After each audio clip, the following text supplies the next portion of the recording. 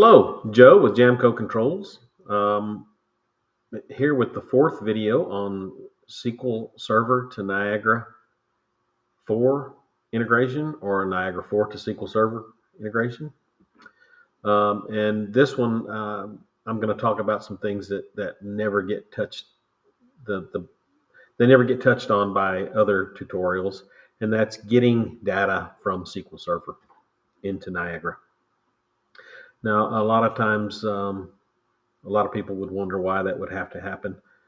I happen to do some large energy management stuff where decisions are made someplace besides Niagara for several locations, and then demand set points or something to that effect are sent back, propagated back through SQL Server, and then we pick them up at a local level with Niagara.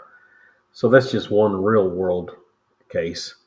Um, this will not be a real world case. These are just goofy little things that I came up with based on the data that we're sending and pulling it back out. So it's nothing that you would need SQL to do.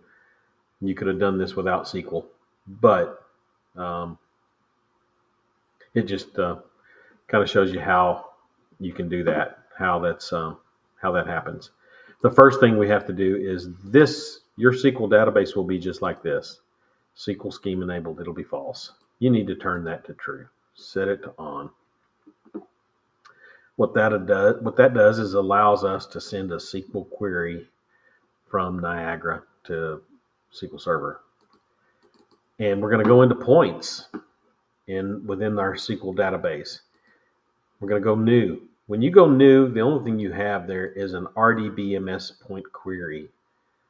I'm going to go OK, and I'm going to change this to minimum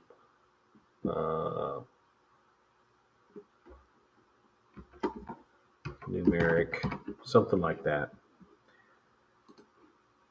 Now I'm going to go back here, and I have some stuff pre-done. Here's my min. Select min value as min value from DBO SQL ramp point 1. I'm going to highlight that, copy,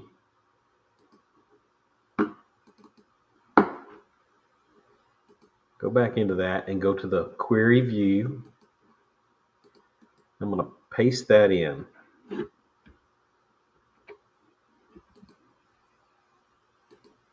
And then I'm going to go run. And when you run it, it gets this min value.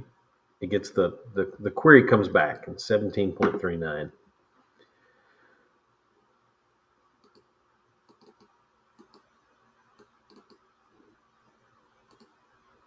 And so when we're in that query manager, we go new, and we can go new numeric point. And I'm just going to give it a name. You can name it anything, min value, numeric point, and I'm going to select. It automatically populates that with min value. And now I have a min value point coming from SQL Server with the results of that query. I'm going to do max value as well. So I'm going to go copy that.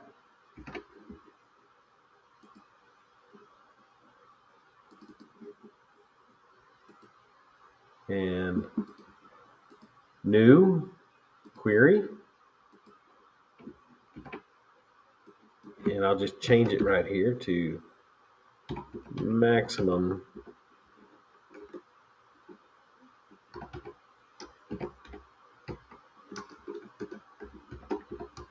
numeric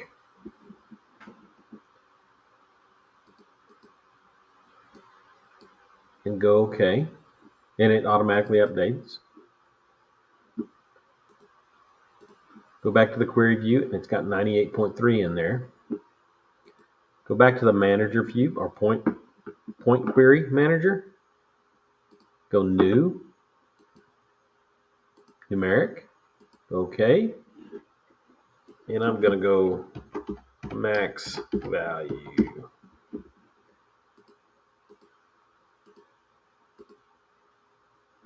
Now I have the max value coming in as a Niagara point from SQL Server. There's lots of different things you could do with this. I have several of these that I've done right here. There's an average,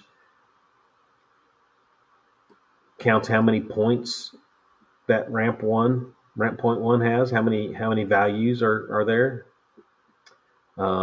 This one here is, well, let's just do that. Copy.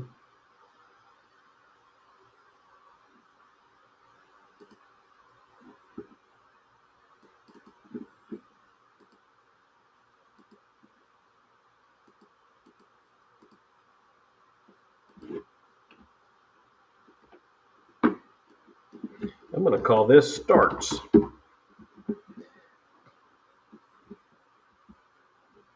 So if you read it, it's select count. It's going to count the value as non-zero count, the non-zero counts from that table where value is not zero. Go OK, and it populates.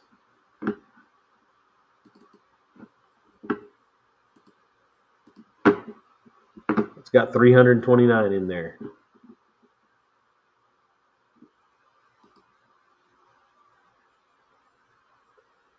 Then I'm going to go to the query, new, numeric,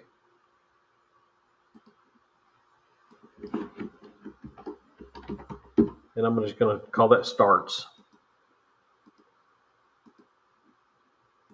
Now we have a point that counts how many times that multi-vibe has transitioned from 0 to 1. Now, once again, I realize that you could have done this really simply with a point extension and counted the transitions from 0 to 1 like that, and that's all fine. I am really just trying to show how you can get data out of SQL Server. You really don't truly have a driver for anything until, or know how to use a driver for anything until you can both get data or send data to it and get data from it. So I think that's one of the places that most tutorials for SQL Server fall short. And you probably can see where this would come in handy